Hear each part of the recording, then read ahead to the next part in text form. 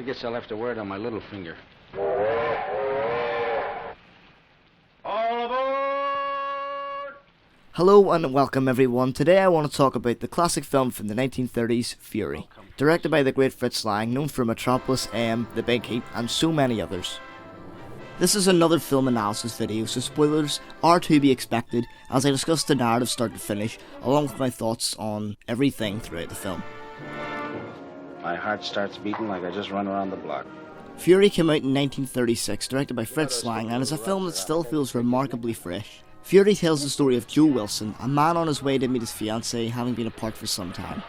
Along the way, he is falsely arrested on suspicion for kidnapping a child. The rumour begins to spread across town, changing it into something much worse. Later, a mob is formed at the jail, which eventually gets crashed and burned down as they try to lynch Joe for his supposed crimes. Joe manages to escape, but everyone thinks he is dead, and the truth is revealed that they killed an innocent man. That's when the film has a real turning point, and Lang paints a cynical look at both human nature and American society. This kind of raw man story is something that even before this had been done by Alfred Hitchcock, who would literally make a film in 1956 called The Wrong Man. However, Fury takes that idea a step further and challenging morality and ethics. Joe does make his way back to his brothers. His brothers then keep him in hiding as Joe watches as those all responsible for trying to murder him are brought to trial, which leads then, of course, to the death penalty. Joe is absolutely hell-bent on seeing them hang, and that's when the film becomes very morally challenging. We are on Joe's side for the townspeople's misdoings, but now Joe is out for blood, so the film also plays as a revenge story at this stage. As the film continues, his fiancée Catherine finds out, and along with the brothers, she supports Joe. As the situation grows more serious, they have second thoughts about it, and that's when the film's title relates to Joe's emotion. Fury. I have to talk about how great Spencer Tracy's performance is. At the start of the film, he is almost a stereotype of happy-go-lucky American with his dreams and ambitions, and Tracy plays it this way. While his anger is shown when he's accused as a kidnapper, the character makes a massive development and turning point after he makes an escape from the burning jail. You can see it in his eyes, posture and movement in the very first moment we see him standing in the doorway. It's such a powerful moment, and even in the way things are darkly lit, reinforces how Joe has now become a much darker person.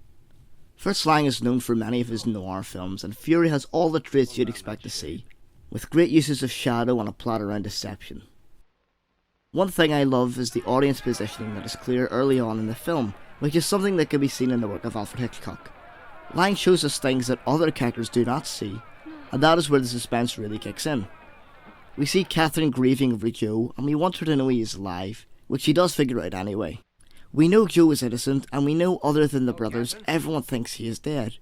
From here, Fury plays out as a brilliant thriller where we, the audience, are given a privileged perspective. I want to see them at the end of a rope. And now I come to the final point I'd like to make. What is it in Fury that makes it hold up so well today? This is a film that actually has more relevance now than then in a few ways. Firstly, and most obviously, it looks at human nature. In any social groupings, whether it's a secluded clan, a village or a city, comes a dominant ideology or way of thought.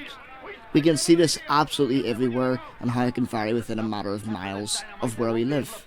And in human nature, people tend to agree to a majority, which in the face of adversity makes it hard to challenge. Yes, but I certainly had nothing to do with them. Which then ties into the idea of mob mentality. This is a film that came out during a time when I'm sure it made audiences think of what was happening in some of the southern states to African Americans throughout the early 20th century, and something that of course would continue. However, Fury makes this story about a white man to paint an even more cynical image of society. And with that said, it taps into the ideas of people getting riled up into mobs because it is unsettling. It reflects their desire for justice, which can sometimes be clouded, and losing a level of faith in the law. It is a scary thought of human nature as it looks at social disorder, which can lead to misdoings. And to consider that Fritz Lang escaped Germany because he was Jewish, there is some parallel here as to why he made this film. The second reason this film holds up so well is it is a story that could easily be in today's society.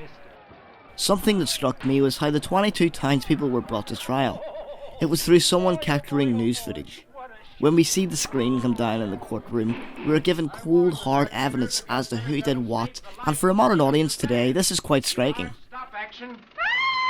No, it's not true. We live in an age where we have CCTV and phones on almost every electronic device we carry around.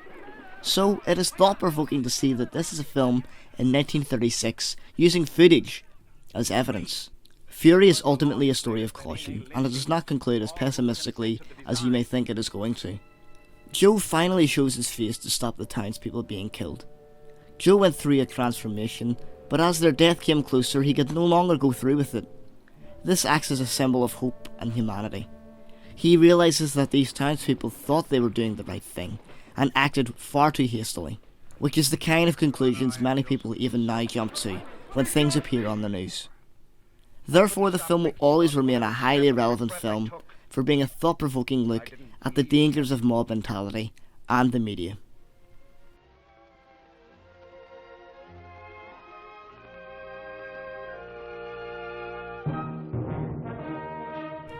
Thanks a lot for stopping by this film analysis video, everyone.